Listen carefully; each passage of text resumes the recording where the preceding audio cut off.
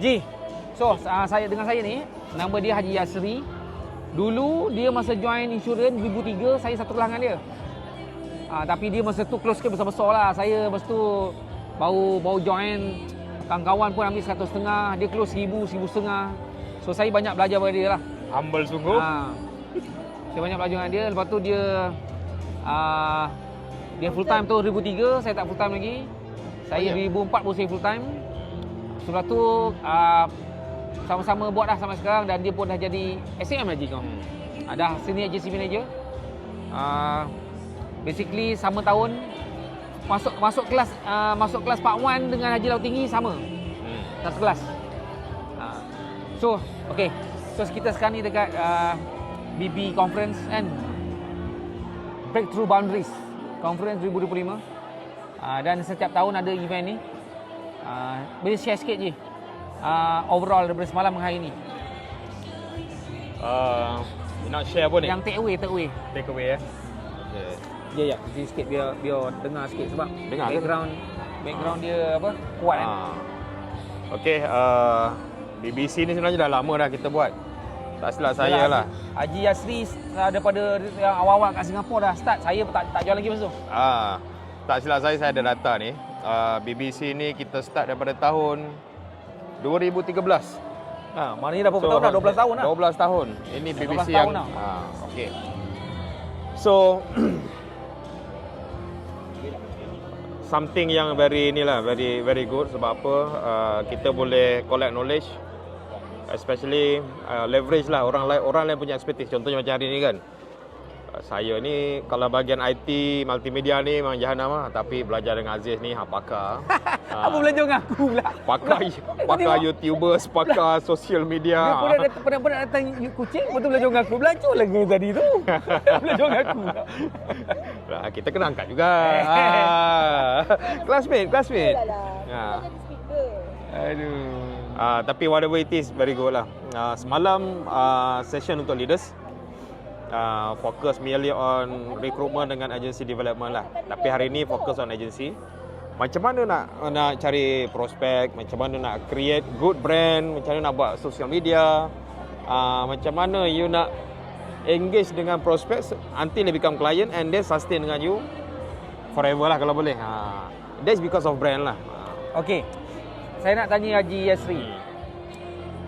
Ji, kalau kau tengok yang speaker-speaker yang naik ke atas semua tu, apa common karakter dia orang yang kita boleh summarize kan, yang lebih kurang sama je. Sebab kadang-kadang kita sibuk nak belajar apa yang dia buat tau. Tapi sebenarnya setiap orang tu ada karakter yang sama je sebenarnya. Kalau tanya akulah. Okay. Kalau Haji macam mana? Apa yang saya nampak satu lah. Tak kisahlah yang sharing tu daripada yang tua macam Parash. Paresh Khan. Paresh Shah.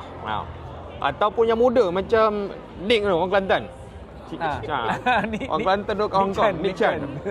So dua, apa yang common? Satu muda, satu tua. Tapi satu benda yang saya nampak, both of them work very hard. So because they work very hard, they learn very hard. Lepas tu they act very hard, then they become expert lah. Dia bukan setakat bukan expert tau. Dia dapatlah apa yang dia dapat sekarang. Kan? TOT, double TOT. Yes. So itu benda yang sama lah. Benda yang sama yang saya dapat. Memang antara common karakter lah. Kan? Rajin dia sebenarnya.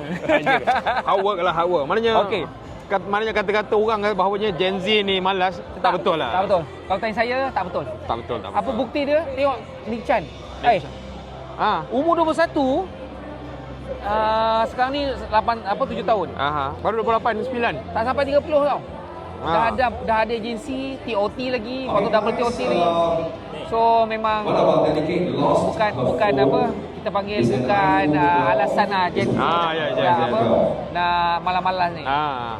Ada satu kata-kata lah daripada founder LDH. When we work hard, we work hard. But when we enjoy harder. So jangan malas-malas lah, kerja kuat. Okey, sebagai contoh, kita ambil siapa nama? Nick Chan. Nick Chan 1 minggu 30 presentation tau. Gila kan? Yang biasa kita buat kat agensi dulu bila berapa je? Oi. Maksimum, biasa. Orang boleh buat 20 pun. 20 banyak gila dia sangat. ni. Kita letak 15 je kan? Masa tak? Betul lah. Kan kita punya 4 quadrant tu kan? 15 je.